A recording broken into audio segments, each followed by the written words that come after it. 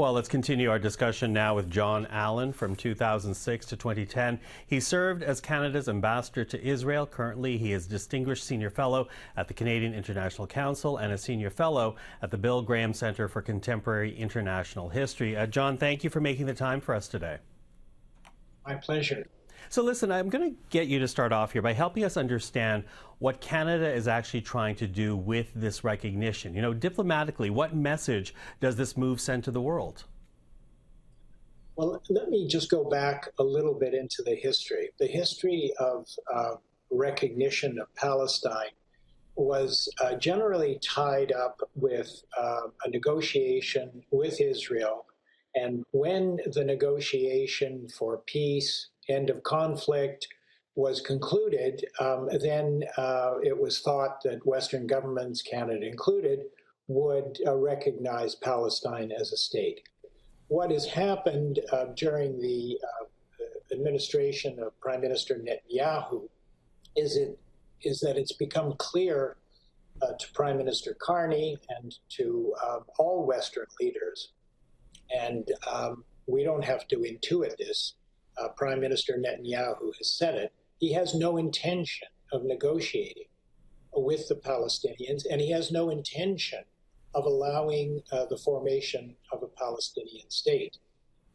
Now, a two-state solution, which involves a Palestinian state, has been a part of our understanding of how these two peoples, Israelis and Palestinians, would be able to live in peace and security going forward. So what we have now is a decision by, it will be about 151 states after the General Assembly is over, but 10 Western states probably recognizing Palestine in the next few weeks.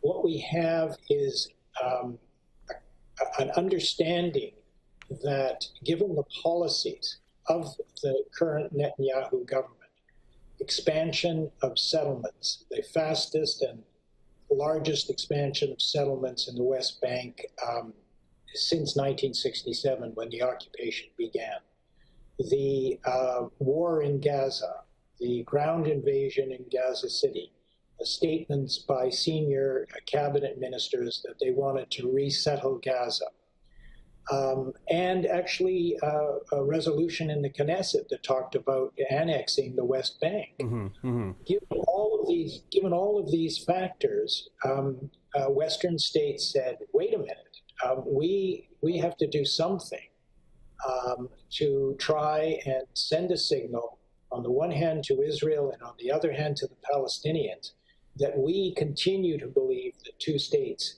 is the way forward, the only way forward, frankly." Okay, so a signal, as you say, but you know, we've already heard Benjamin Netanyahu, and he says this recognition of a Palestinian state, all it does is, and this is his argument, rewards Hamas for the October 7 attack. And as I said earlier to Bob Bray, one of the goals for Hamas was to disrupt Israel's diplomatic relations by staging October 7. How is this not a win for Hamas? Look, let's be absolutely clear. Every time somebody criticizes Prime Minister Netanyahu, he claims it is a benefit to the terrorists, it's a benefit to Hamas.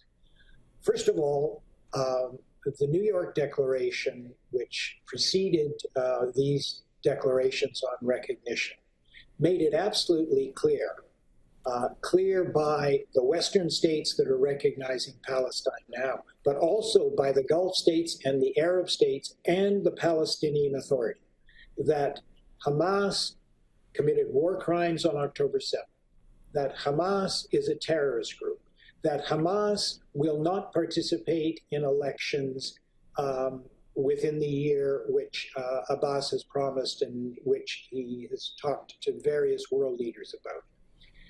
Hamas was never interested in a two-state solution, which recognition of Palestine is all about. Hamas either wanted one state from the river to the sea or a caliphate as part of its Muslim Brotherhood ideology. This is in no way in no way a benefit to Hamas, which frankly is now an insurgency. It is not an army, military anymore. It's an insurgency that is able to continue to fight against Israel, as insurgencies do, whether Al-Qaeda or ISIS.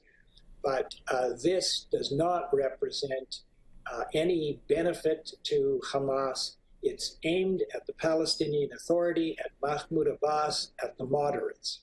But how do you guarantee that Hamas is not involved? Perhaps it stays in the background. Perhaps it comes back in later elections. Perhaps it regroups and is everything Hamas except in name. How do you guarantee that this movement is not a part of an eventual Palestinian state?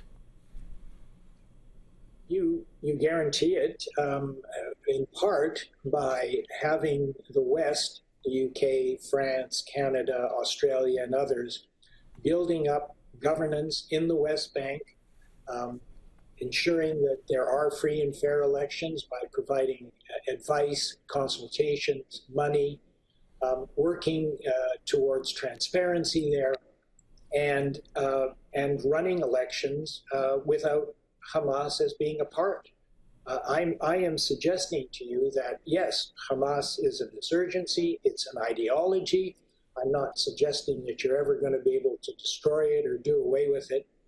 But I can tell you right now that the polling that has been done in Gaza shows support for Hamas at being under 25%. Now, polling in the West Bank on Hamas is somewhat higher, but that's because you've got a corrupt and nepotistic government in place that hasn't been able to do much except help Israel by preventing terrorism from crossing the border, which they get no benefit from, and no kudos from Prime Minister Netanyahu. Mm. So I'm fairly confident, and I think the leaders of our nations are fairly confident that Hamas is not going to play a role. The Gulf states do not want Hamas to play a role. They're not in favor of the Muslim Brotherhood or Hamas. Egypt and Jordan do not support Hamas. These are the countries during the day after when hopefully the IDF will have left that are going to come in and help restabilize the Gaza Strip. Mm-hmm. Nobody wants Hamas involved. Jon, I have less than a minute, but I do want to ask this. The United States is not a part of this effort. It remains Israel's biggest funder and trading partner. Without the United States, how worthwhile is this support for an independent Palestine? Look, Prime Minister Netanyahu is not going to be around forever. There's an election coming in October 2026, if not before, and it's unlikely that he will win. President Trump is not going to be around forever. He did negotiate he and Steve Witkoff were able to negotiate a ceasefire that lasted from January until March, and hostages were released. Had Prime Minister Netanyahu not canceled it, it could have continued. You're absolutely right. Without the United States, we're not going to see progress on the big picture.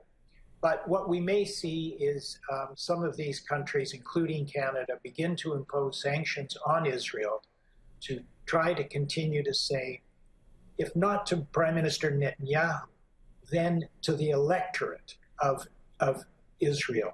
You don't want to be living in a pariah state. You want to be living in the startup nation that you used to live in.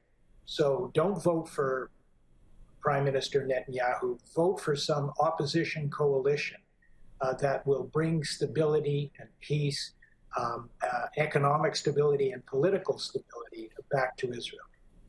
Jon Allen, as I say, always appreciate the time. Thank you for this. Thanks so much. Appreciate being here.